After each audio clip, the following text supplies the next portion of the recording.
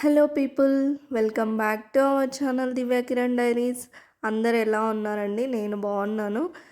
మన ఛానల్ని ఎవరైతే ఫస్ట్ టైం చూస్తున్నారో తప్పకుండా సబ్స్క్రైబ్ చేసుకోండి. నవరాత్రుల్లో 5వ రోజైతే మనము స్కందమాతను పూజిస్తామండి. ఈ స్కందమాతను ఏ అలంకారంలో పూజిస్తామంటే లలితా త్రిపుర సుందరి దేవి అమ్మవారి అలంకారంలో పూజిస్తాము. లలితా త్రిపుర సుందరి దేవి అమ్మవారైతే ఈ విధంగా ఉంటుందండి.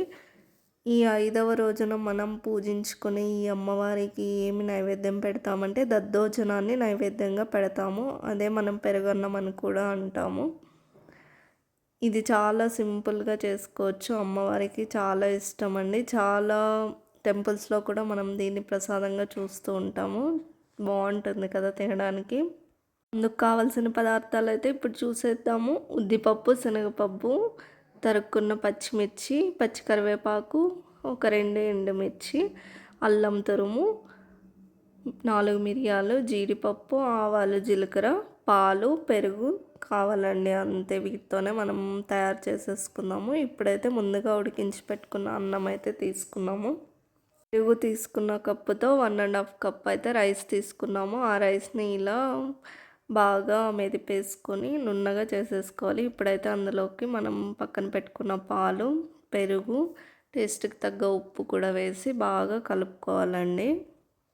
ఇదైతే ఇలా బాగా కలిపేసుకున్న తర్వాత ఇప్పుడైతే మనం పోపు రెడీ చేసుకుందాము. ఇందులోకి స్టవ్ పైన కడాయి పెట్టేసుకొని అందులోకి ఆయిల్ వేసేసుకుంటున్నాము.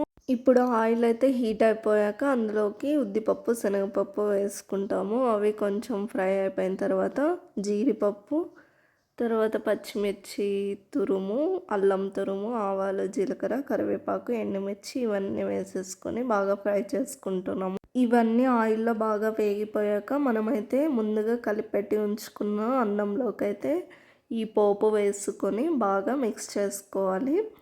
అంతే అండి, మనకైతే దద్దోజనం రెడీ అయిపోతుంది. చాలా ఈజీ ప్రాసెస్. 5 మినిట్స్ 10 మినిట్స్లో చేసేసుకోవచ్చు. ఇందులో వేసినవన్నీ మనకి ఫ్లేవర్ అలా అలా తగులుతూ ఉంటాయి. అల్లం తురుము కానీ, కరివేపాకు ఫ్లేవర్ కానీ, పచ్చిమిర్చి, ఎండుమిర్చి, అందుకే చాలా రుచి ఉంటుంది ఈ దద్దోజనం అయితే. మీరు కూడా ట్రై చేయండి. ఈ వీడియో మీకు నచ్చితే మన ఛానల్ని సబ్స్క్రైబ్ చేసుకోండి. వీడియోకి లైక్ కూడా చేయండి. మీ ఫ్రెండ్స్కి కూడా షేర్ చేయండి. Thank you people.